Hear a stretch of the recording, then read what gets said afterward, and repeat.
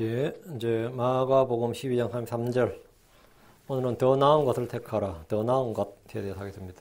마가복음 12장 33절 같이 마가복음 12장 33절입니다. 같이 읽습니다. 또 마음을 다하고 지각을 다하고 혼을 다하고 힘을 다하여 그분을 사랑하는 것과 자기 이웃을 자신과 같이 사랑하는 것이 전체를 드리는 모든 번제물과 희생물보다 더 나으니이다.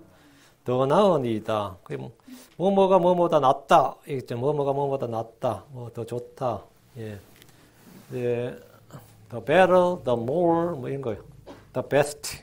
오늘 더 나은 것을 택하라 했는데, 예. 오늘 우리가 함께 공부할 말씀이 겁니다. 더 나은 것을 택하라. 더 나은 것을 알아야죠. 더 나은 것을 알려면 당연히 나은 것과 더 나은 것과 못한 것, 좋은 것과 나쁜 것, 그건 가치 기준, 그 판단의 기준이 있어야죠. 그 가치 기준이 있어야지 더 나은 것도 못한 거 있을 거 아니에요. 그 가치 기준, 판단의 기준에 관한 겁니다. 기도합시다. 위대하시고 거룩하신 주 하나님 감사합니다. 하나님께서 도우셔서 오늘도 주의 말씀이 은혜롭고 권능 있고 영감 있게 잘 선포되게 해주시고 모든 듣는 혼들이 기쁨과 즐거움으로 말씀을 받고 이 말씀과 믿음이 잘 결합해서 또 마음속에 풍성히 거하고 주의 영으로 더불어 충만하고 아버지 저희가 이 땅에 살면 또 끊임없이 선택하고 판단하고 또 저희가 결정해야 될 때 아버지 저희가 좋은 것을 택할 수 있도록 해주시옵소서. 악을 거절하고 선을 택할 수 있기를 원합니다. 육신을 거절하고 성령을 택하고 아버지 하나님 세상을 거절하고 하늘을 택할 수 있는 그런 성도들 그리고 모든 탐욕을 거절하고 아버지 하나님 우리 주 예수 그리스도의 하나님의 왕국을 선택하는 그런 성도를 되도록 도와주시옵소서. 이곳에 있는 자들 아버지 하나님께서 복 주시고 으뜸 가는 것들 가장 좋은 것들을 잘 선택하고 주께서 주신 풍성한 보화들 열매들 거두게 해주십시오. 감사드리며 주의 이름 기도합니다. 아멘. 예. 오늘 우리가 함께 공부할 말씀은 더 나은 것을 택하라입니다. 예수 그리스도는 더 나은 제사장입니다. 태언약은 더 나은 언약입니다. 십자가 희생은 더 나은 희생물입니다. 주께서 단번에 영원히 자신을 단번에 once for all 단번에 영원히 자신을 드리신 것은 더 나은 속죄 방법입니다. 반복해서 드리는 것보다야 한 번에 단번에 영원히 드리는 게 훨씬 더 나은 방법이죠. The better method라고요. 주 예수님은 더 나은 소망을 가져오셨습니다. 그분은 더 나은 상속 언약의 보증이 되셨습니다. 그분은 더 나은 언약의 중재자십니다. 그분의 죽음은 더 나은 죽음입니다. 그분의 피는 아벨의 피보다 더 나은 것들을 말하는 피입니다. 성경은 더 나은 것들에 대해서 말씀합니다. 우린 더 나은 것, 더 좋은 것, 가장 좋은 것을 택해야 됩니다. 사람들은 사실 누구나 본능적으로 무엇을 볼 때면 이 비교하는 버릇이 있습니다. 누구나 본능적으로, 그건 뭐 가르쳐줘서가 아니라 딱 비교하는 버릇이 있어요. 어른들이 애들에게 하는 가장 짓궂은 질문 중에 하나가 엄마, 아빠 누가 더 좋아? 그런 거 하죠. 엄마, 아빠 중에 누가 더 좋아? 그러면 이 나면서부터 사람이 정치적 본능이 있거든요. 정치적 본능이 내재되어 있다 보니까 이 함부로 답했다면 피해를 볼 수 있다 생각해서 애들은 말을 잘 안 하죠. 말을 잘 안 하는 애들이 이미 정치적 감각이 있는 거예요. 근데 그 정치적 감각이 결여된 애들은 턱 말을 해요. 엄마가 더 좋아요. 아빠가 더 좋아하면 피해가 많아. 선택에 따른 피해가, 모든 선택에는 반드시 뭐가 있다? 결과가 있어요. 응? 결과가 있어. 선택에는 결과가 있다고. 예. 호불호가 분명하지만 함부로 더 나은 것을 택했다. 함부로 더 나은 것을 말했다면 손해나 피해를 볼 수 있기 때문에 입을 꽉 닫는 경우가 있습니다. 사람은 누구나 무엇이 더 좋은지, 누가 더 좋은지를 끊임없이 비교하고 판단합니다. 사람만 그런 게 아닙니다. 개도 그렇습니다. 개 키워보면 개도 그 집에서 한 며칠만 살면 서열을 다 알아요. 이 집에 누가 제일 저거고 누가 나한테 제일 잘해주고 이 서열을 쫙 알고 꿰뚫고 있습니다. 그리고 밥 먹을 때 누가 제일 잘 흘리는지 꿰뚫고 있어요. 그래서 그놈 옆에 딱 가있어. 그걸 또 이렇게 하고. 다 그게 본능이라고. 이게 태어나면서부터 시작되는 겁니다. 그러니까 비교하는 것이나 판단하는 것은 사실 죄는 아닙니다. 우리가 너무 비교하지 마라 그러지만 판단하지 말라. 다른 사람을 판단하지 말라. 그렇죠? 남을 판단하지 말라. 우리가 이제 성경 말씀에서 마태복음 7장 1절 있잖아요. 판단하는 자는 그 동일한 잣대로 자신이 판단받는다고. 근데 이 판단 자체는 죄가 아니에요. 무엇이 더 나은지를 판단하는 것은 사실 지혜고 명철입니다. 더 나은 걸 판단하는 건 지혜고 명철이에요. 주님께서 판단하지 말라 이 말은 겉모양으로 외모로 판단하지 말라 이 말이지 전혀 판단하지 말라는 게 아닙니다. 판단을 해야 사람이 판단하는 거 어떻게 살아요? 우리는 더 나은 것, 가장 좋은 것을 열망하고 선택하고 취해야 됩니다. 많은 종교가 있습니다. 그 중에 가장 나은 것, 가장 좋은 것을 택해야 됩니다. 세상 사람들이 가끔 어릴 때 예수 안 믿을 때요. 유대인들이 지상에서 제일 똑똑하다 이런 말을 하더라고요. 그게 진짜 뭐 과학적인지 모르겠는데 유대인들이 제일 똑똑하대요. 그러나 그 다음에 한국인들이 그게 맞는 말인지는 모르겠어. 왜 한국이 최고라 그러지 않고 유대인들이 제일 똑똑하대요. 그래서 제가 나중에 쭉 지나고 나서 유대인들이 제일 똑똑하다는 걸 인정을 하게 됐어요. 지금은 뭐 그런 게 아닌데 민족들 중에서는 그래요. 왜 그런지 아세요? 가장 좋은 종교를 가지고 있기 때문입니다. 가장 좋은 종교를 가지고 있는 사람이 가장 좋은 그 민족의 그 신관이, 그들이 갖고 있는 신관이 어떠하냐에 따라서 그들의 민족적 삶과 정체성과 그 기질과 이게 다 형성이 됩니다. 유대인들이 가장 똑똑한 가장 좋은 법을 하나님으로부터 받은 가장 좋은 법, 가장 좋은, 가장 뛰어난 신을 가졌기 때문이에요. 다른 거 없어요. 유대인 자체가 시리아 사람이라고. 근데 어떻게 유대인이 가장 뛰어날 수 있냐요? 다른 거 없습니다. 그래서 이 유대인들의 무슨 교육법 그러고 막 많이 배우려고 하잖아요. 그 이유가 간단합니다. 가장 좋은 것을 그들은 가지고 있었다고. 가장 좋은 걸 택했다고. 많은 신들이 있습니다. 그 중에 참 하나님을 찾고 택해야 됩니다. 많은 책들이 있습니다. 그 중에 가장 좋은 책, 가장 나은 것을 골라서 읽어야 됩니다. 시장에는 많은 성경 역본들이 있습니다. 우린 더 나은 것들을 찾고 가장 좋은 것을 취해야 됩니다. 사실 인생은 누구나 그러듯이 우리 역시 끊임없이 더 나은 것을 택해야 하는 강요를 받습니다. 주께서는 생명과 사망, 복과 저주를 우리 앞에 두셨습니다. 왜 두셨어요? 택하라고요. 무엇을 택해야 되는지 택하라고.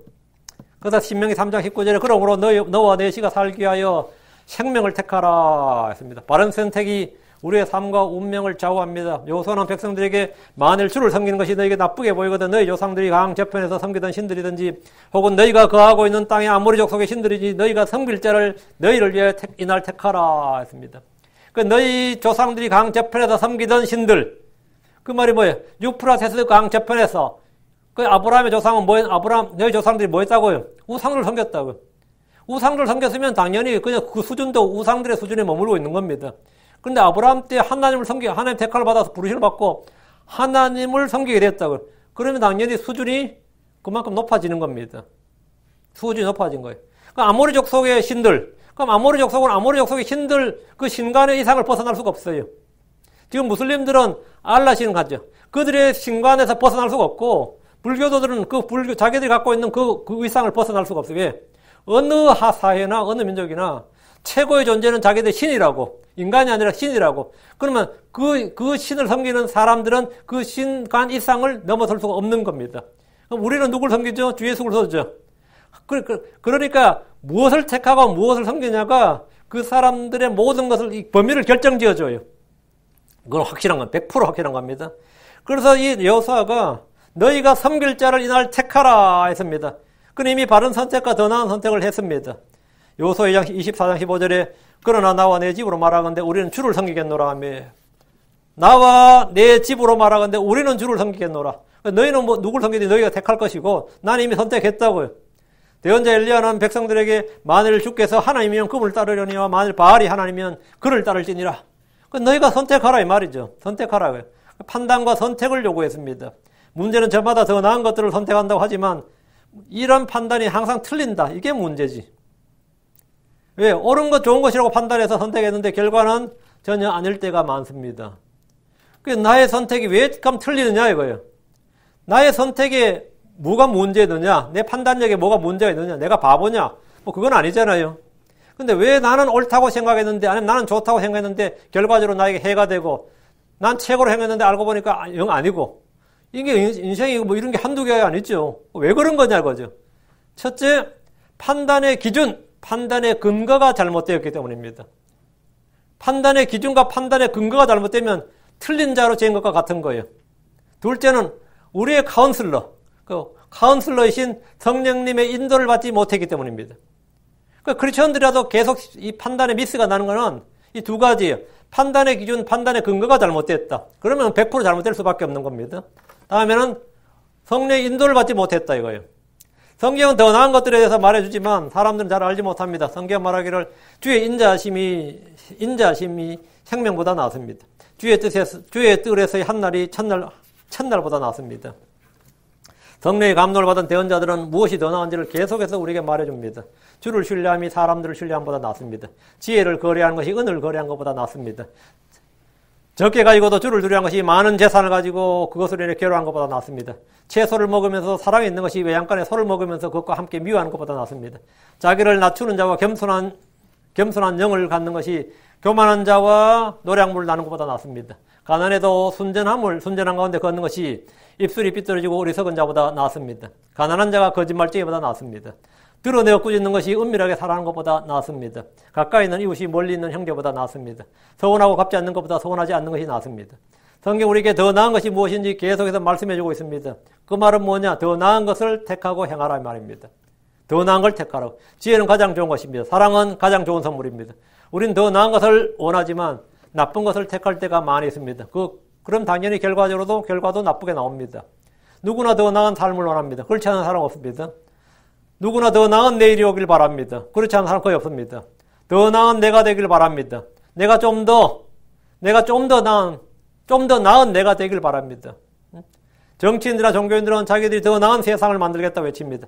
선거 때만 되면 더 나은 나라, 더 나은 사회를 만들겠다고 외치는 이들이 넘칩니다. 그러나 우리는 세상이 점점 악해지고 타락하고 부패해 간다는 사실을 잘 압니다. 세상은 진화하는 것이 아니라 퇴화합니다. 우리는 주께서 자기 눈에 보이는 대로 자기 귀에 들리는 대로 행하지 않으시고 뭘로 판단하시고 행하셨는지를 배워야 됩니다. 이사야 11장 3절 그로 하여금 주를 두려워하는 가운데 속히 깨닫게 하시니 그는 자기 눈에 보이는 대로 판단하지 않고 자기 귀에 들리는 대로 책망하지 아니하며 자기 눈에 보이는 대로 자기 귀에 들리는 대로 우리 주님께서 자기 눈에 보이는 대로 판단하지 않았다는 거예요. 자기 귀에 들리는 대로 책망하지 않고 그럼 우리도 마찬가지로 그렇게 해야 된다. 그럼 눈에 보이는 것 귀에 들리는 대로 안 하면 어떻게 해야 되는 거예요? 지금 이 말씀은 선하게 판단, 옳고 그름의 판단, 더 나은 것에 대한 판단의 기준, 만물의 기준이 나 자신이 아니라는 겁니다. 나 자신이 아니라고. 내가 모든 것의 가치 판단의 기준, 가치 척도가 아니라 이거예요. 크리스천들에게 삶의 기준이나 의의 기준이나 선악의 기준, 유익의 기준은 내가 보고 듣고 경험한 것, 나에게 이익이 되느냐 그렇지 않느냐 이런 게 아닙니다. 우리에게 모든 기준 근거는 주 예수 그리스도입니다. 주 예수님이 모든 것의 판단의 기준이에요. 이 겉보기에 우리가 눈에 보이게 이건 손해인데 손해가 분명한데 그건 내 눈에 보이는 게 그렇고 내 눈의 판단이 그렇고요. 응? 내가 들은 바에 따르면 그게 아닌데 근데 우리는 내 눈에 보이는 대로 내 귀에 들리는 대로 판단하고 취하는 게 아니라 모든 판단의 근거 기준이 뭐냐? 성경 말씀을 다른 말로 뭐라죠? 판단의 법도라 그럽니다. 여러분 성경 읽다 보면 판단의 법도라는 말이 나와요. 판단의 법도, 판단의 말씀들. 성경이 바로 판단의 법도라고요. 이게 뭐냐? 이게 모든 것을 판단하는 기준이고 법도다 이거예요. 자, 그럼 판단의 법도인 우리 주 하나님의 말씀을 가지고 무엇이 더 나은지 공부해 봅시다. 자, 주보 펴시고. 첫째, 의가 있는 적은 소득이 사악한 자들의 풍부한 재물보다 낫다 못하다? 낫습니다. 낫습니다. 잠언 16장 8절에 적게 가지고도 의가 있는 것이 많은 소득을 가지고도 올바름이 없는 것보다 나으니라. 의가 있는 소득이 의가 없는 풍부한 재물보다 낫다고요. 이 오늘날처럼 고도 자본주의 사회 또는 물질 만능주의, 황금 만능주의 이런 말 하죠. 돈이 최고인 이 세대에서 이 말씀은 성도들이 반드시 가져야 될 가치관입니다. 의가 있는 적은 소득이 올바름이 없는, 의가 없는 많은 소득보다 낫다. 풍부한 재물보다 낫다. 근데 낫다고 생각을 잘 안 하지.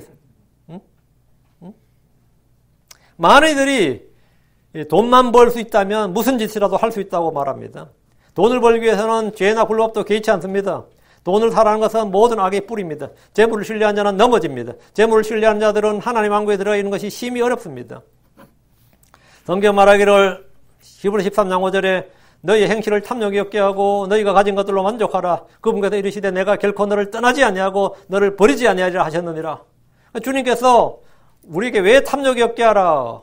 왜 이 풍부한 재물 막 악바리를 써서 억지로라도 돈을 벌려고 하는데 그렇게 애쓰지 말라고 하냐 이거예요. 내가 결코 너를 떠나지 아니하고 너를 버리지 아니하리라 했습니다. 다음 디모데전서 6장 8절에 먹을 것과 입을 것이 있은즉 우리가 그것으로 만족할 것이니라. 우리는 탐욕을 벗어버리고 만족할 줄 알아야 됩니다. 그렇다고 해서 우리는 아무 일도 하지 않는 사람들이 아닙니다. 부지런히 일을 하고 돈을 벌고 선을 행해야 됩니다. 크리스천들은 열심히 일하는 사람들입니다. 신실하게 일하는 사람이. 다만 분명한 것은 의가 있는 소득이 의가 있는 소득. 그러니까 의가 있는 소득. 소득에 의가 있으면 돈 벌기가 좀 어려워요. 그리고 좀 그게 힘이 든다고. 그러니까 의가 있는 소득이 의가 없는 많은 재물보다 낫습니다. 한 번만 눈 감고 한 번만 뭐 했으면 그때 참 벌 수 있었는데 그런 분들 있죠.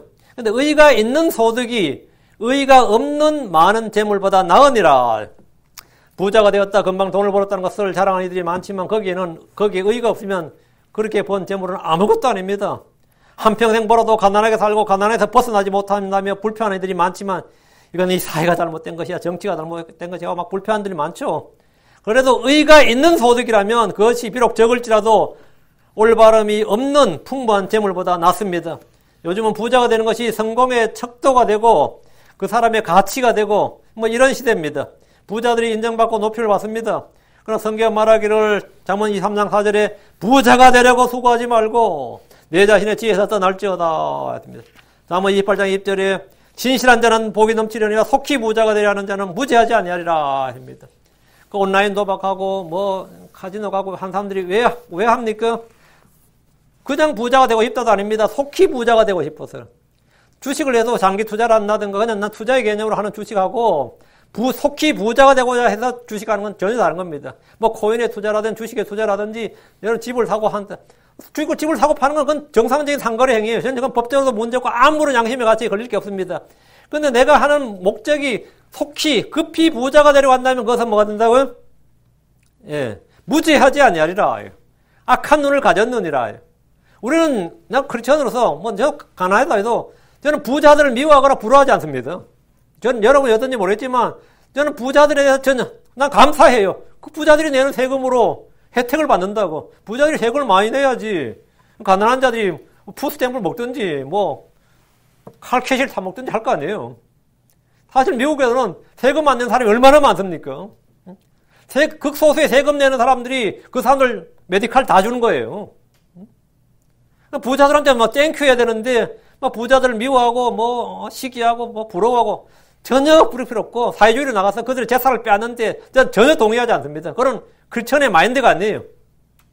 우리는 그들을 부러워하거나 시기할 필요가 전혀 없습니다. 우리 역시 부자가 되는 게 죄가 아닙니다. 크리스천이 부자가 된다는 것이 잘못도 아니고 그걸 추구한다고 해서 문제된 것이 아니에요. 급히 부자가 되기 위해서 그런 마음을 가지고 만족함이 없는 내가 선을 향하기 위해서 일한다. 그건 뭐 감사한 일이죠. 우리는 먹고 입을 것으로 충분히 만족합니다. 그런데 열심히 일한 것은 주님께서 신실하게 일하라고 하니까 일하는 겁니다. 그리고 우리는 선을 향하기 위해서 일하는 거예요. 적게 가지고도 의가 있는 것으로 우리는 족합니다. 내가 믿음으로 그렇게 되었고 내 안에 하나님의 의가 있다면 그것으로 충분할 뿐 아니라 더 낫습니다. 의가 없는 풍부한 재물은 좋은 것이 아니라 악한 것입니다. 의로운 사람의 적은 소유, 가난은 비참한 것이 아니라 인생의 실패도 아닙니다. 비참한 것도 아니고 인생의 실패도 아닙니다. 그거는 더 나은 겁니다. 지금 시편 30편 16절에 한 의로운 사람의 적은 소유가 많은 사악한 자들의 풍부한 재물보다 더 나으니라 했습니다. 내가 가지고 있는 돈이 비록 적지만 여기에 불리가 없다. 여기엔 불이나 부정이나 불법이 없는 적은 돈이지만 내가 갖고 있는 이 적은 돈, 이 통장에 있는 적은 돈은 여긴 불의도 없고 부정도 없고 불법도 없는 돈이다. 그것이 뭐라고요? 저게 엄청난 액수의 어마운트를 자랑하는 부정과 불법 충분한 재물보다 낫다고요. 근데 물론 자식은 낫다 생각 안 할 거야. 그런 생각 안 하겠지만 하나님 빼다 훨씬 낫다고. 한 의로운 사람의 적은 소유가 의로운 사람, 크리스천들 의로운 사람이죠. 의인들이죠.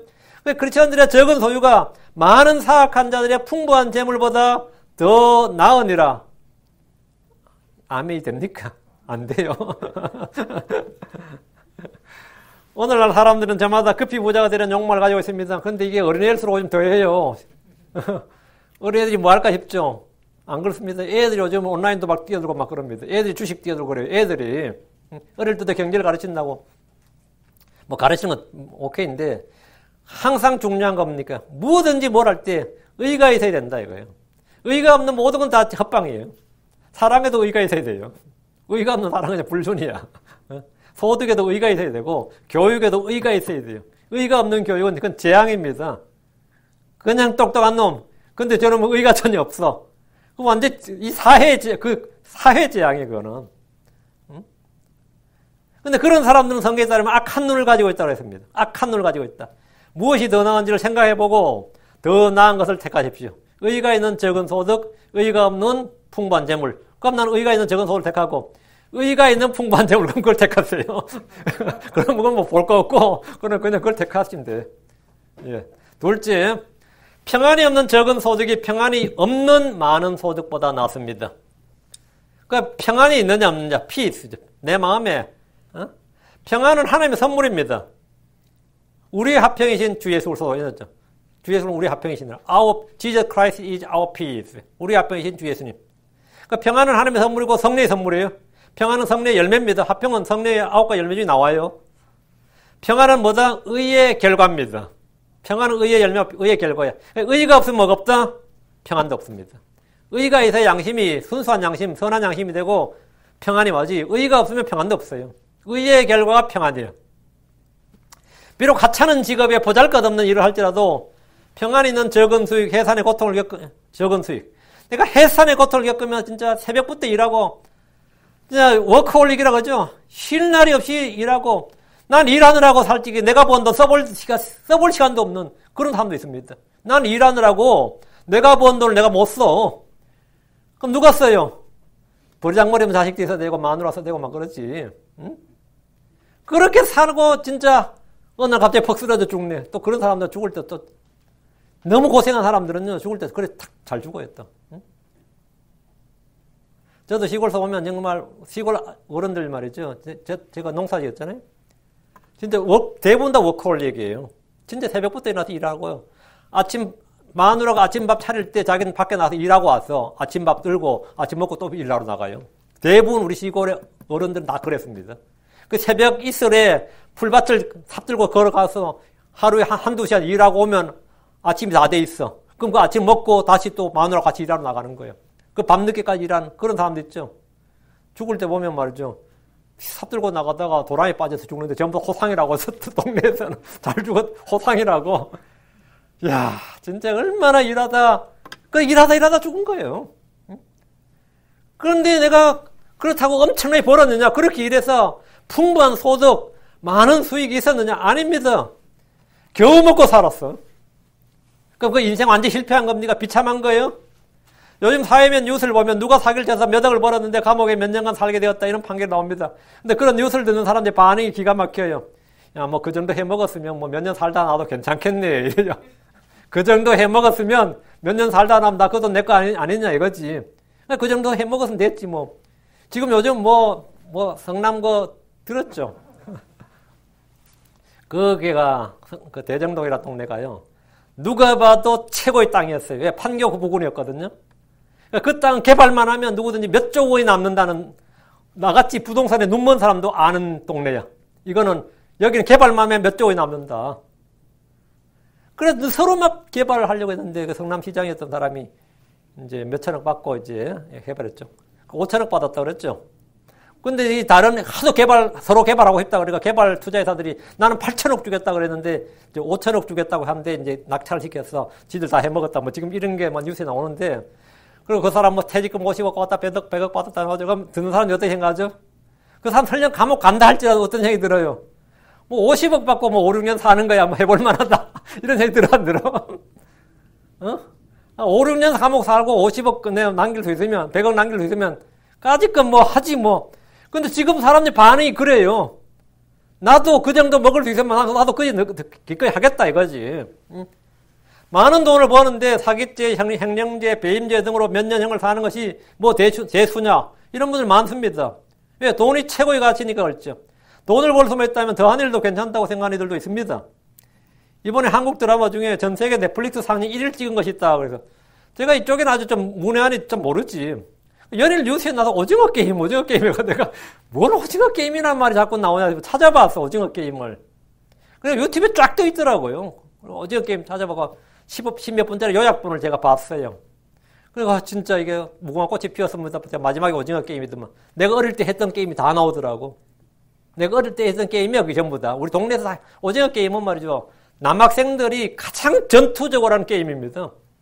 우리 초등학교, 중학교 때까지는 그게 진짜 수비와 공격을 다뤄가지고 가장 전전. 근데 그게 일단 영화 제목인 줄은 영화가 드라마였지. 넷플릭스 드라마지. 그게 제목이더만 오징어 게임. 내가 깜짝 놀랐네. 근데 이게 지금 전 세계 상영 1위인데 나온 지 얼마 안 됐거든요. 근데 지금 8천만 넷플릭스 회원이 본 게 8천만 뷰가 넘어요. 이거 엄청난 겁니다. 8천만 뷰라는 거는 말이죠. 8천만 명이 봤다는 거예요. 이건 어떤 것도 지금 그 정도 안 됩니다. 그 뉴스에 막 계속 나오는 거예요. 오징어 게임이라고. 그 제가 이거 모르니까. 근데 제가 아는 분이 이제 저한테 반기독교적 요소가 너무 많다는 거예요. 저는 몰라요. 제가 안 봤으니까. 그 속에 뭐 사기친 목사도 나오고, 돈대인 목사도 나오고, 거기 400 몇 명이 참가하는데 그 속에 목사, 전도사 다 나오는데. 저는 안 봤으니까 모르는데. 하여튼, 자기도 지금까지 영화나 드라마 속에 반기독교적 요소 나오는 거 많이 봤지만, 그렇게 다양하게 많이 나오는 드라마 처음 봤다는 거예요. 그래요? 그럴 때 내가 그거 볼 마음은 없어요. 지금 난 넷플릭스도 없고, 볼 마음도 없는데, 하여튼, 반기독교적 내용이 그렇게 많대. 그 내용을 이제 제가 한 10분짜리 요약본을 봤으니까, 10분짜리 요약본은 뭐냐면, 미끼예요. 그거 보라고 띄워놓은 거라고, 사실은. 광고라고, 사실은. 그 내용을 대충 살펴보니까 아마 465명이 돈을 위해서 목숨을 걸고 게임에 참여한다는 거예요. 그 이야기야. 그 목숨보다 더 중요한 것이 돈이라고 생각하는 이들도 막상 그 액수를 들으면 그 정도 돈이라면 목숨을 걸 수 있다고 생각하는 사람들이 465명이었던 거예요. 응? 그 정도 액수면 처음에는 사람 죽는 거 보면서 우리는 이 게임 중단하겠다 그랬는데 돈을 딱 보여주는 거죠. 돈을 딱 보여주니까 저 정도 액수라면 내 목숨을 걸 수 있다. 그래서 다 죽고 이제 몇 명 살아라 한 명이 465억 가졌다 이런 이야기인데 지금 이 시대는 그게 왜 성공했느냐? 모두가 문화가 다르고 언어가 다르고 심지어 한국어로 된 거예요. 영어로 더빙도 안 된 거예요. 한국을 누가 알아들어? 근데 왜 전 세계에서 그걸 열광하죠? 돈이 최고라는 가치는 다 뭐라고요? 세계 공용이단 말이죠. 전 세계가 다 똑같다 이 말이에요.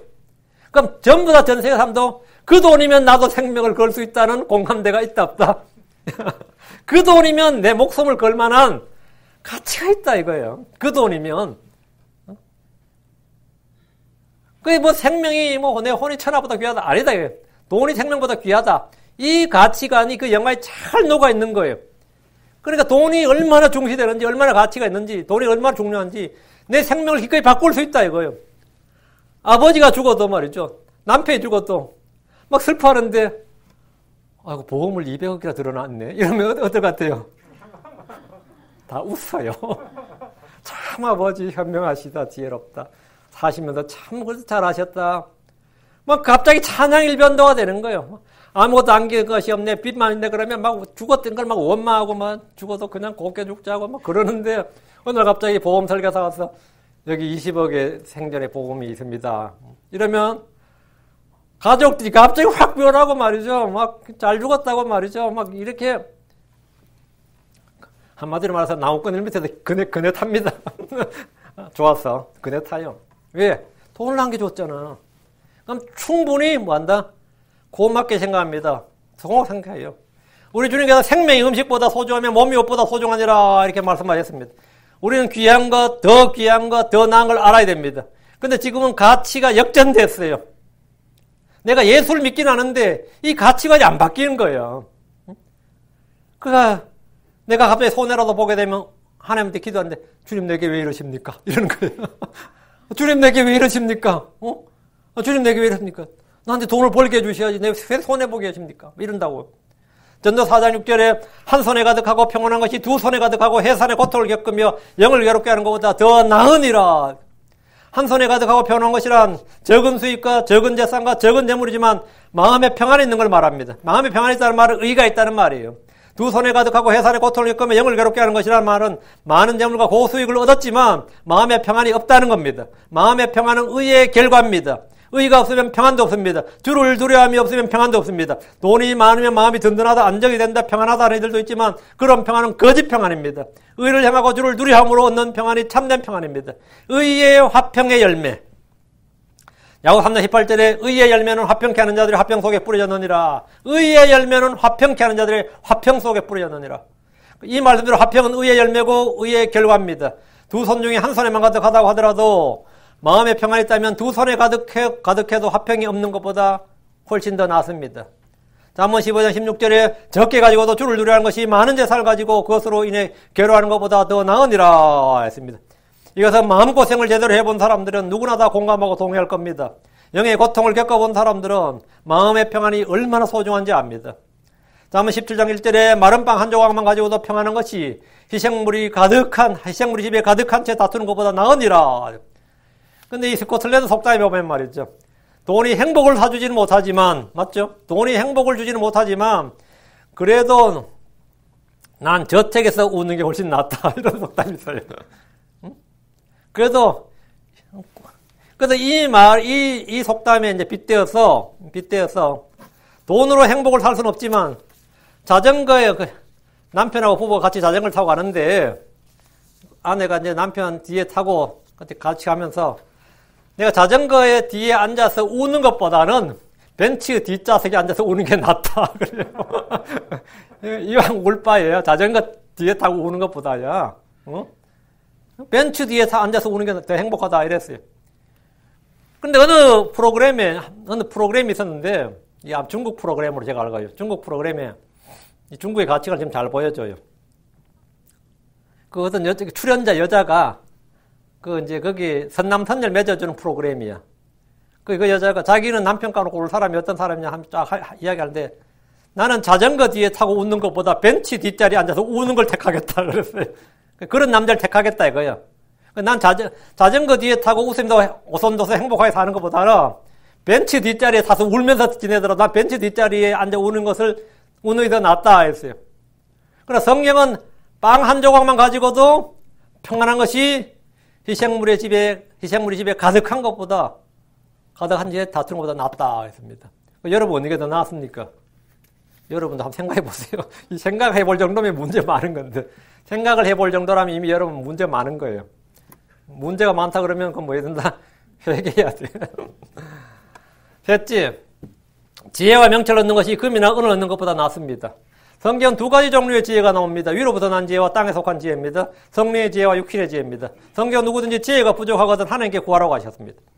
야고보 1장 5절에 너희 중에 어떤 사람이 지혜가 부족하거든 모든 사람에게 너그러 주시고 꾸짖지 아니하신 하나님께 구하라. 그러면 그것을 그에게 주시리라. 이게 주님께서 주님께 구하면 주님 주신다. 지혜는 그러니까 무한정 공급이 된 겁니다. 하나님 누구든지 구하면 준다는, 누구든지. 내가 지혜가 부족해. 하나님께. 근데 이 지혜란 것이 어떤 지혜예요? 하나님의 지혜인데 이건 성령의 지혜라. 위로부터 난 지혜라고요. 사람들이 이 지혜를 별로 필요치 않는단 말이죠. 그게 안 구하죠. 하나님이 주시는 지혜와 마귀의 지혜는 하늘과 지옥만큼 다릅니다. 사람이 하나님으로부터 지혜를 구하고 얻으면 금을 얻는 것이나 은을 얻는 것보다 낫습니다. 야고보 3장 15절에 이러한 지혜는 위로부터 내려온 것이 아니요 땅에 속한 것으로 관능적이면 마귀에 속한 것이니, 관능적이면 마귀에 속한 것이니, 이런 지혜는 다 땅에 속한 것, 마귀에 속한 지혜, 육신의 지혜입니다. 야고보 3장 17절 그러나 위로부터 난 지혜는 첫째 순수하고 다음으로 화평하고 부드럽고 감청을 잘 들어주며 긍휼과 선한 열매로 가득하고 차별과 위선이 없느니라 했습니다. 그러니까 위로부터 난 지혜를 구하면 하나님이 주신다, 후히 주신다고요. 그 하나님의 지혜를 구하십시오. 지혜는 많은 금보다 귀합니다. 욥기의 지혜의 가치를 말한 장면이 있습니다. 욥기 28장 15절 19절에 그것은 지혜는 금으로 얻지 못하며 은을 달아서도 그것의 값을 치르지 못하리로다. 오벨의 금이나 귀한 줄만으로 삽바이로도 그것의 값을 매기지 못하겠고 황금과 수정이라도 그것과 견주지 못하며 정금 보물로 그것을 바꾸지 못하고 산호나 진주는 말할 필요도 없나니 지혜는 루비보다 더 값지도다. 에티오피아의 황옥이라도 그것과 견주지 못하며 순금으로도 그것의 값을 매기지 못하리로다. 그 땅에 있는 어떤 자산을 가지고도 위로부터 난 지혜는 구할 수가 없다. 매길 수가 없다. 그 하나님으로부터 난 지혜, 위로부터 난 지혜는 우리가 어떻게 하나님께 구해서 얻는 것이다 말이죠.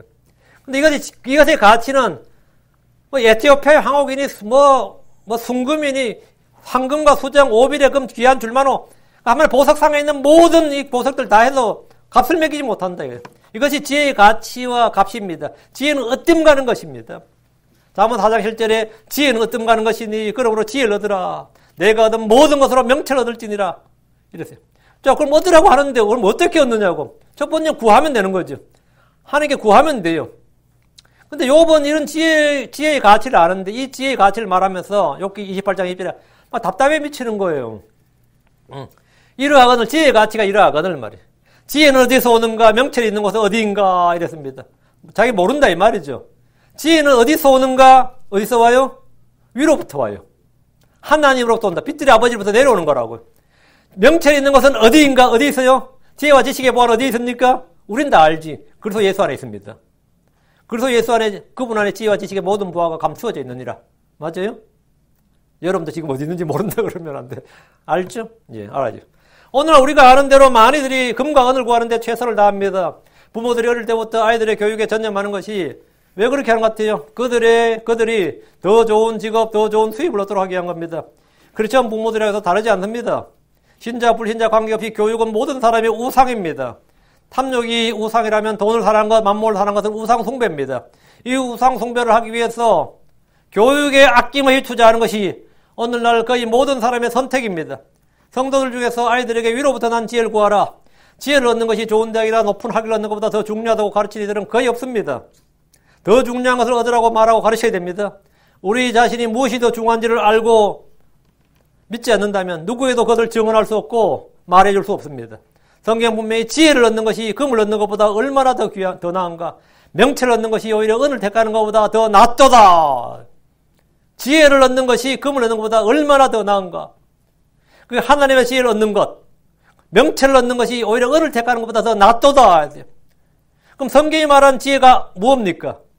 주를 두려워하는 것이 지혜입니다. 그럼 성경이 말한 명철이 뭡니까? 악에서 떠나는 것이 명철입니다. 욥기 28장 28절에 또 사람에게 이르시길 보라 주를 두려워하는 것이 그 지혜요 악에서 떠나는 것이 명철이니라 하셨느니라 아니라. 이 뭐 성경이 분명하게 딱 나오죠. 응? 주를 두려워하는 것이 지혜요 악에서 떠나는 것이 명철이니라. 그 주를 두려워하는 것이 뭐보다? 금보다 은보다 낫다고요. 악에서 떠나는 것이 은을 택하는 것보다 낫다 이 말입니다. 그래서 주를 두려워하기를 가르쳐야 됩니다. 주께서는 이스라엘 백성들에게 주 두려워하기를 가르칠 것을 명령하셨습니다. 주를 두려워하는 것이 지혜의 시작입니다. 그런데 주를 두려워하지 않아요. 그럼 시작도 안 한 거지. 주를 두려워하는 것이 지혜의 시작인데 시작이 없으면 뭐 끝도 중간도 결과도 없는 거죠. 그래서는 하나님의 지혜입니다. 지혜는 어디서 오는 거지? 예수를 속한 하나님의 지혜라고요. 그래서 십자가는 구원받은 우리에게 주신 하나님의 지혜요 권능입니다. 사람들은 세상의 지혜, 육체의 지혜, 땅에 속한 지혜를 얻기 위해서 수십 년간 학교를 다니고 또 경험을 통해서 또 배워야 됩니다.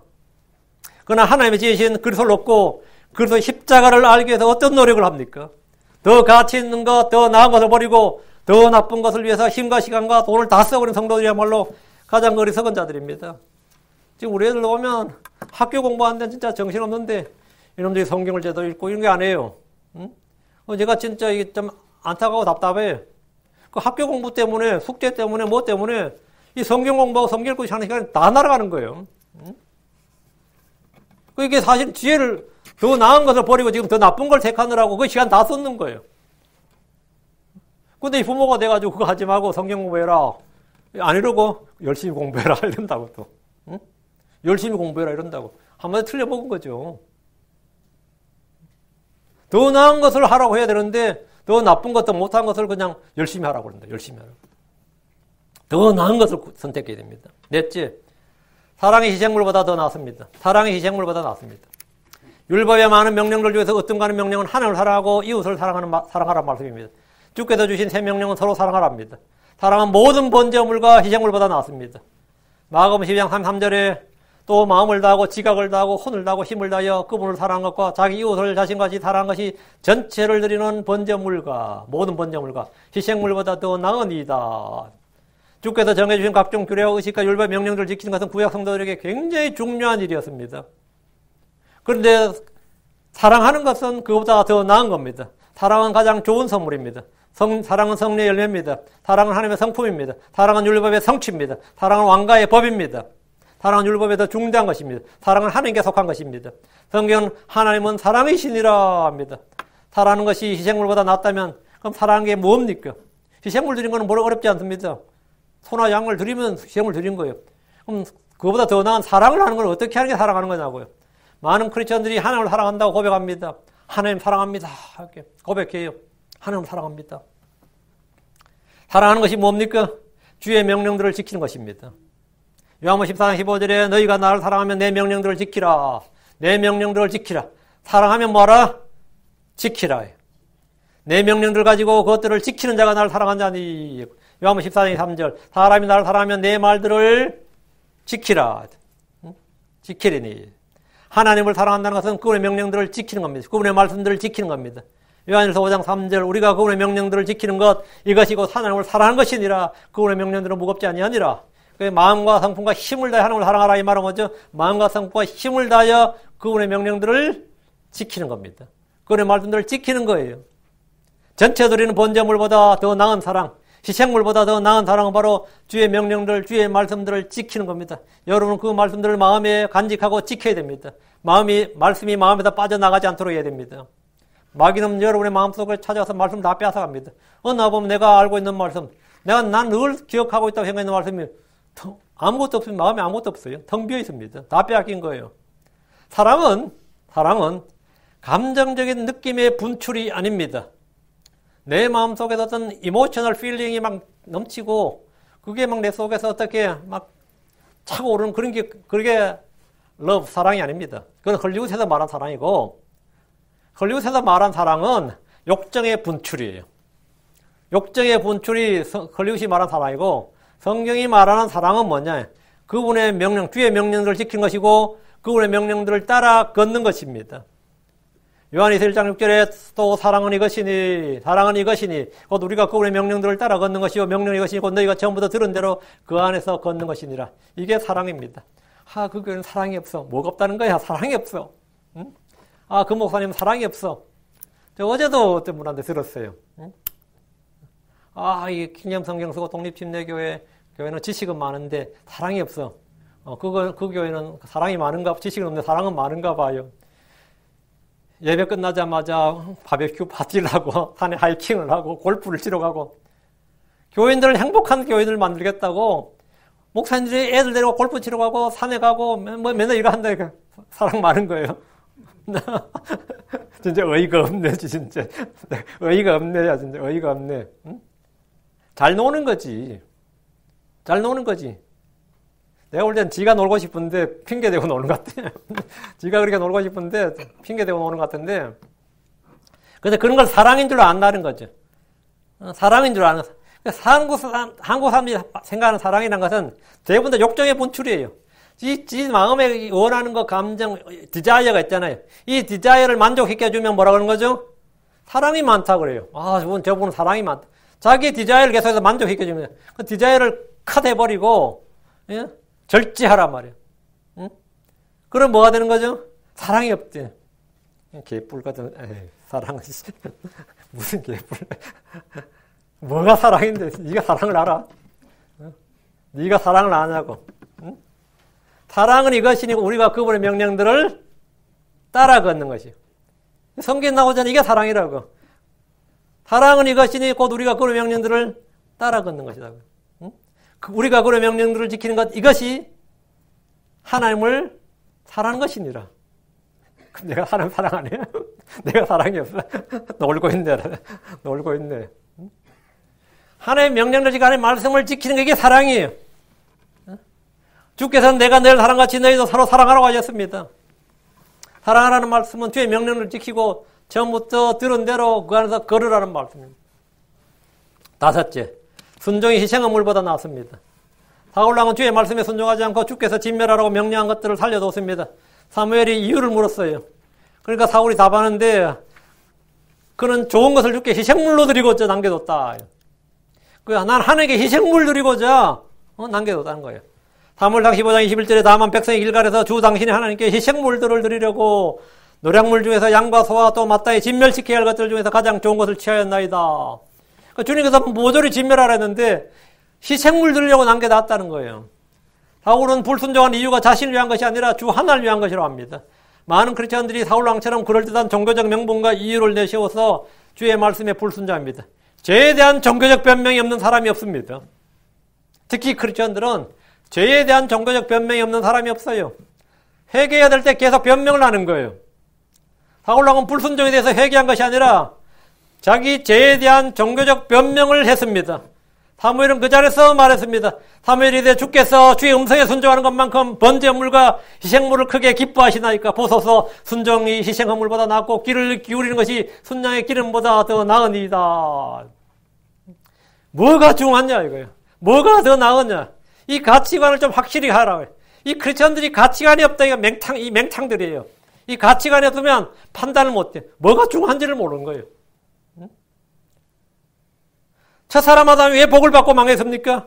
주의 음성에 불순종했기 때문입니다. 사울이 왜 그의 왕국과 집안이 망했습니까? 주의 음성에 불순종했기 때문입니다. 이스라엘이 왜 망했어요? 주의 말씀에 불순종했기 때문입니다. 이스라엘은 주의 명령에 순종하면 복을 받습니다. 신명기 11장 21절에 너희가 만일 내가 이날 너희에게 명령한 주 너희 하나님의 명령들에 순종하면 복을 받을 것이요. 순종하면 땅에 좋은 걸 먹습니다. 이사 1장 19절에 너희가 즐거이 순종하면 땅에 좋은 것을 먹을 것이로 되어 있습니다. 순종하면 잘 됩니다.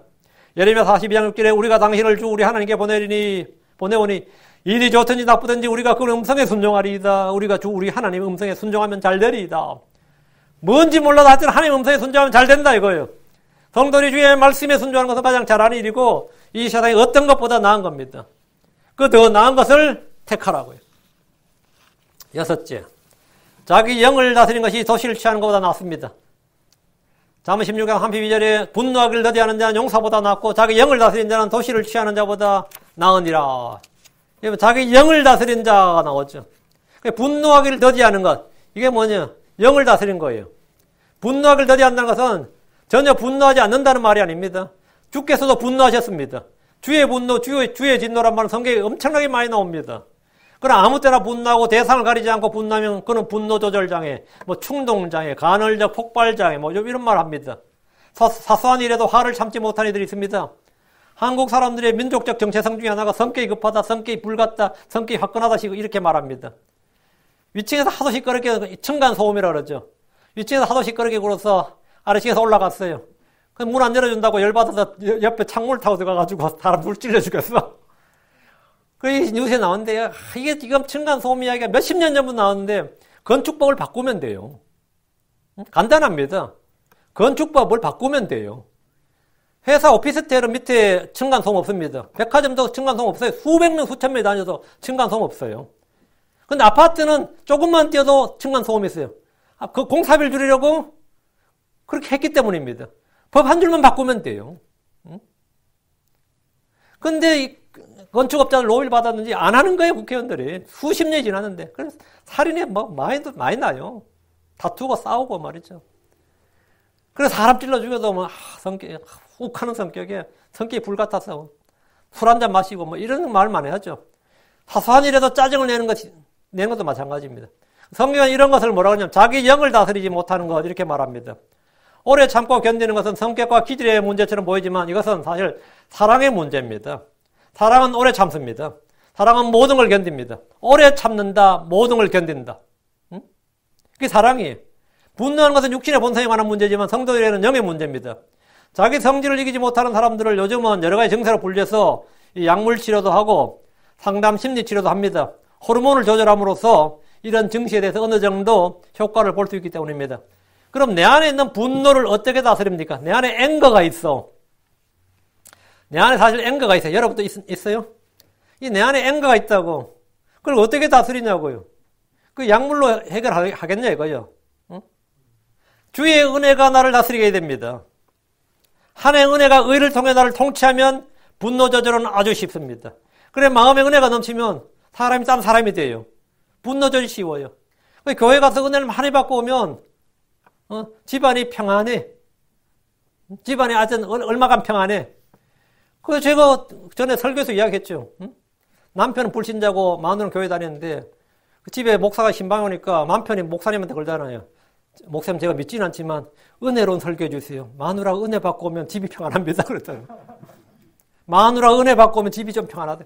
근데 교회 갔다서 은혜 못 받고 오면 집이 일요일 오후부터 집에 들어오면서부터 짜증을 내면서 들어오고 집이 왜 이렇게 더럽냐 그러고 이렇게 시집 잡고 난리치고 시집 잘못 왔다 그러고 그 맨날 하는 죽을 때까지 하는 레파토리 하잖아요. 내 인생에서 제일 잘못 뽑은 게 네 뽑은 거다 그러고 그런 거 있잖아요. 응? 내 인생에 네가 로또다 맞은 적이 없다 그런 거. 이거 어떻게 뽑는 때마다 틀리는 꽝이냐. 근데 어쨌든 은혜 받고 오면 어쨌든 간에 뭐 그날 오후와 그 다음날까지 월요일까지는 좀 평안하더라 이거예요. 목사님 은혜를 많이 끼쳐주세요. 야, 그 불신자 대단한 사람이에요. 은혜 받으면 사람이 달라진다 이거지. 분노 조절이 뭐가 된다? 짜증이 다스려진다고요. 다스려져요. 그러니까 기질과 성격의 문제가 은혜를 받으면 돼요. 그 사랑이 넘치면 된다고. 사랑이 넘치면 돼요. 두 번째는 뭐냐? 한 해의 평강이 내 마음을 다스리도록 하면 됩니다. 한 해의 평강이 내 마음을 다스리도록 하라. 골로새서 3장 15절에 하나님의 화평이 너희 마음 속에서 다스리게 하라. Let the peace of God rule in your heart. 너희 하나님의 평안이 너희 마음 속을 다스리게 하라. 성령의 열매가 절제입니다. 성령의 열매는 절제는 우리 마음, 우리 영을 다스리는 겁니다. 나의 성질을 고쳐놓는 것은 주의 은혜, 주의 평강, 주의 영입니다. 이거 확실합니다. 여러분도 주의 은혜 받아봐요. 확실히 마음이 러블리해져요, 진짜. 그리고 부드러워져요. 주님은 나의 상한 영, 상한 마음을 고치시는 분입니다. 한마디로 주님은 우리의 속과 성질, 마음을 고치시는 분이란 말입니다. 야고보서 1장 20절에 사람의 진도가 하나님의 의를 이루지 못하느니라 이 말씀대로 우리 속에 있는 분노, 우리 속에 있는 열기는 열기를 다스릴 줄 알아야 됩니다. 속에 있는 열이 입으로 나오는 것을 저는 불의 세계라 그럽니다. 이 불평거를 감사거로 바꾸다 보면 나는 감사로 희생물 드리는 자가 되고 하나님의 뜻을 행하는 자가 됩니다. 근데 이게 놀랍게도 이 불평할 거리가 생겼는데 그 불평할 거리를 자꾸 감사를 하다 보면 이 불평할 일이 감사할 일로 바뀝니다. 이건 확실해요. 이거는 직접 체험을 해봐야 돼요. 내가 진짜 짜증나고 진짜 열받는 일이 생겼는데 하나님의 말씀이 그제 내가 감사합니다 해봐요. 내가 솔직히 나는 이성적으로나 감정적으로나 느낌으로 진짜 감사를 못하는데 하나님께서 모든 일에 감사하라고 했으니까 감사합니다. 그 당신의 말씀에 따라 내가 이 일을 행하나이다 하면은 진짜 그게 내가 아까는 그게 불평거리인데 알고 보니까 감사거리가 된다고요. 그거 진짜 이거는 여러분이 체험을 해봐야 됩니다. 체험을 해보면 여러분 삶에서 삶이 엄청 변해요. 엄청 변합니다. 그러면 앵거가 다스려져요. 저는 그게 막 그냥 열내고 막 그러는데 분노할 일이 생길 때마다 이걸 해. 그러면 이 말씀을 마음에 쌓아두라는 게 뭐냐면요. 이 어떤 일이 생길 때 그 말씀을 내가 기억 속에서 끄집어낼 수 있다는 거예요. 끄집어내고 그것을 말로 읊조릴 수 있다는 거예요. 그게 말씀을 마음에 쌓아두는 겁니다. 그래서 말씀을 담아두고 읊어보면 사람이 달라집니다. 사람이 달라지면 삶이 달라집니다. 그러다 보면 분노할 일들이 사실 아무것도 아닌 것으로 변해요. 아무것도 변한 것이 없어 보이지만 주의 말씀이 내 마음속에서 활동할 때 모든 것이 변합니다. 한번 해보십시오. 다른 사람으로 변하는 자신을 보게 될 겁니다. 7째, 불구가 생명에 들어가는 것이 건강하게 지옥으로 가는 것보다 낫습니다. 마태복음 18장 8절 9절 그러므로 만일 내 손이나 내 발이 너를 실족하게 하거든 그것들을 찍어 내게서 내버리라.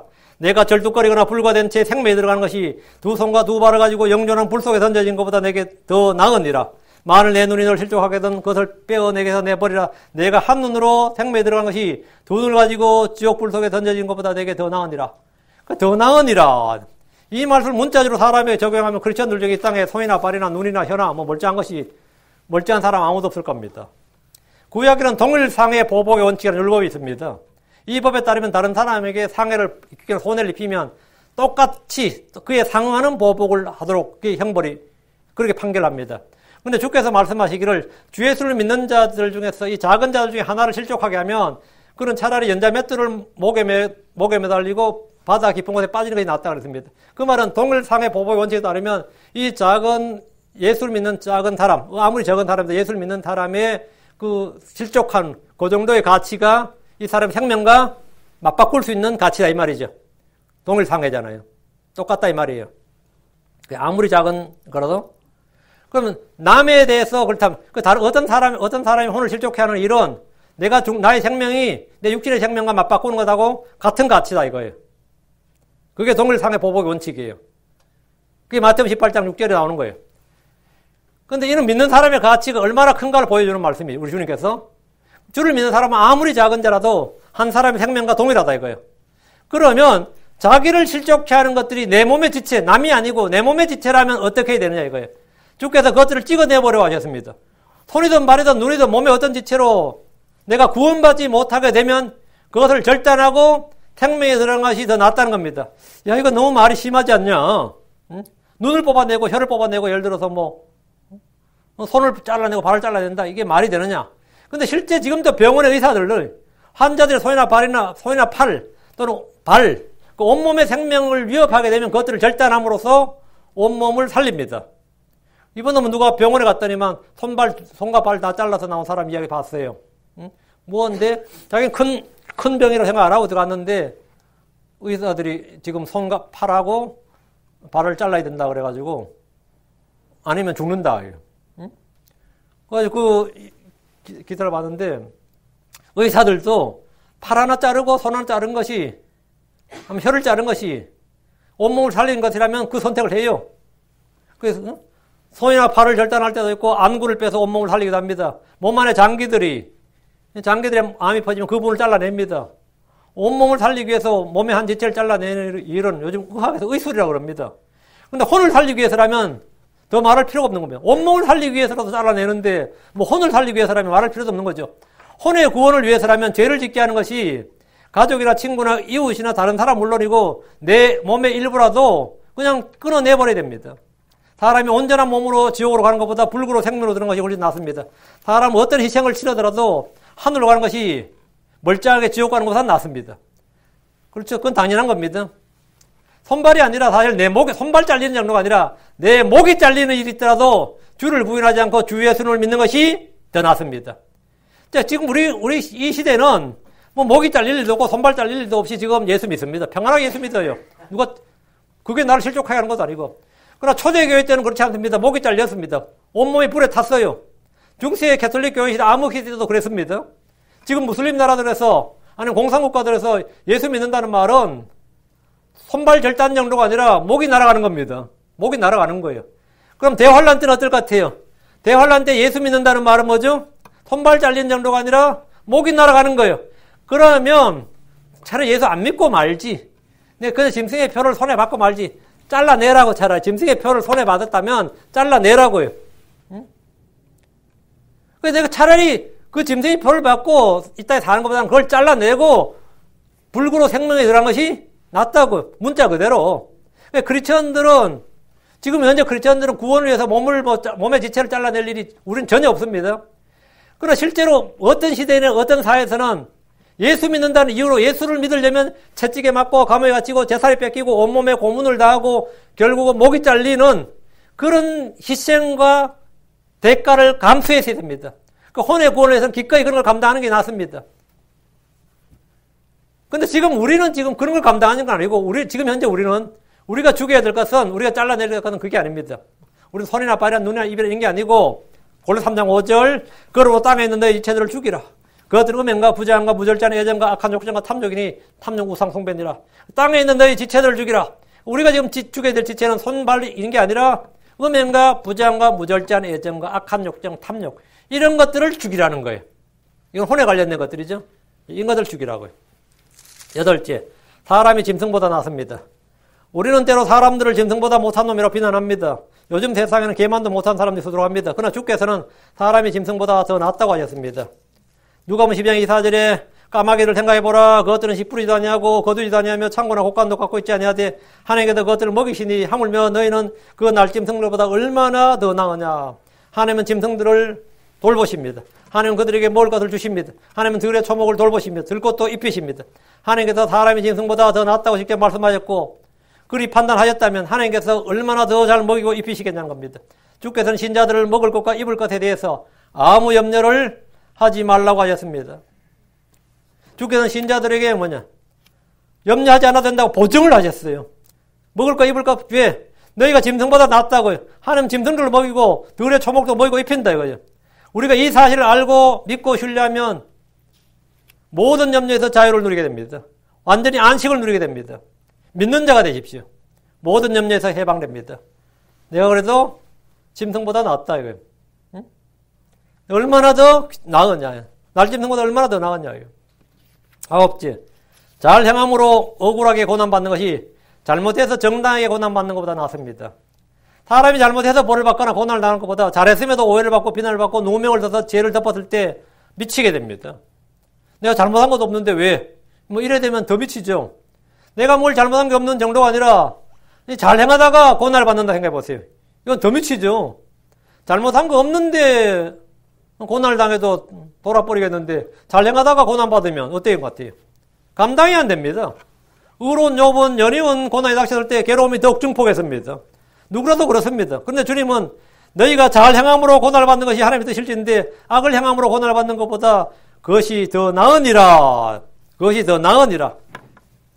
잘 행하면 상을 받고 인정을 받아야 되는데 악하고 삐뚤어진 현대에서는 죄를 지은 자가 잘 살고 의를 행하는 자는 고난을 받는 일이 허다합니다. 그럼 우리가 잘못해서 고난을 받는 것보다 잘 행함으로 고난을 받는 것이 더 낫다고 하십니다. 잘 행함으로 고난을 받아야 돼요. 잘 행하면서 욕을 먹어야지. 응? 잘 행하다가 받는 고난에 하나의 보상이 있기 때문입니다. 내가 비난과 욕을 먹더라도 그 비난과 욕이 억울한 비난이어야 돼요. 누가 저 욕을 막 하는데 말은 다 맞네 그러면 어떻게 되겠대요? 응? 너무 욕하지 마세요. 근데 하는 말은 다 맞으십니다. 그러면 그 사람이 그런 사람이란 거 아니에요? 응? 그건 내가 최악이야. 누가 내 욕을 막 하는데 내가 그게 틀린 말이 하나도 없네 그러면 그건 최악이라고요, 내가. 근데 누가 내가 욕을 엄청 먹는데 그 사람 전혀 그런 사람이 아닙니다 하면 그게 나은 거지. 그렇죠? 잘 행하다가 욕을 먹어야 되고 의인으로 비난과 고난을 받아야지 악인으로 고난을 받고 악인으로 비난하면 그건 아무것도 아니라고요. 내가 그게 전부 다 거짓말이고 유언비어고 헛소리고 이렇게 돼야지 그게 나한테 좋은 거지. 그렇죠? 거짓으로 비난받는 게 좋은 거지 진짜 진실로 비난을 받으면 어떻게 되겠어요? 내 인생 아무것도 아닌 거죠. 거짓으로 비난을 받아야 유양받을 비난이면 거짓으로 비난을 받아야 돼요. 예수님도 그랬고 대언자들도 그랬고 사도들도 그랬고 다 그랬습니다. 모든 크리스천을 의롭게 살고자 하는 모든 사람들은 의를 행하다가 고난을 받는 겁니다. 악을 행하다 잘못해서 악을 행하다 고난을 받는 것보다 이게 훨씬 더 낫다. 내가 잘 행하다 고난을 받는 것은 뭐다? 하나님의 뜻일진데 너희가 잘 행함으로 고난을 받는 것은 진짜 온팡 덮어쓴 게 아니라 그건 하나님의 뜻이라고요. 내가 구원받는 게 하나님의 뜻이듯이 잘 행함으로 고난을 받는 것이 하나님의 뜻이라고요. 그건 하나님의 뜻이라고요. 내가 고난이 없는 것은 하나님 뜻대로 살고자 하는 자는 그래서 예수님 와서 경건하게 살고자 하는 나는 뭐라고요? 반드시 박해를 받으리라. 그건 뜻이라고요. 잘못해서 고난받는 것은 아무 의미가 없는 거예요. 잘 행하다가 고난받는 것에는 뭐가 있다? 하나님의 보상이 있습니다. 그건 하나님의 보상이기 때문입니다. 그것이 훨씬 더 낫습니다. 잘못해서 받는 고난은 보상이 없습니다. 잘 행하다가 받는 고난이 보상이 있습니다. 오늘 제가 9가지 더 나은 것을 택하다 더 나은 것에 대해서 말씀드렸습니다. 이외에도 많이겠지만 그건 설교 다 할 수 없고요. 여러분이 이 더 나은 것을 택할 수 있는 지혜, 악을 거절하고 선을 택할 줄 알고 불의와 불법을 거절하고 의를 택할 줄 알고 육신적인 것, 세상적인 것을 거절하고 거룩한 것을 택할 줄 알고 하늘에 속한 것을 택할 줄 알고 땅에 있는 것이 아니라 하늘에 있는 것들에 소망을 두고 애착을 두고 이 모든 것들이 전부 다 이 맥이 딱 통하는 말씀들이에요. 이 맥이 딱 통하는 말씀인데 여기에 여러분들이 더 나은 것을 택하라. 내가 더 나은 것들 항상 여기 내 가치관을 분명하게 확고하게 자리 잡기 바랍니다. 기도하겠습니다.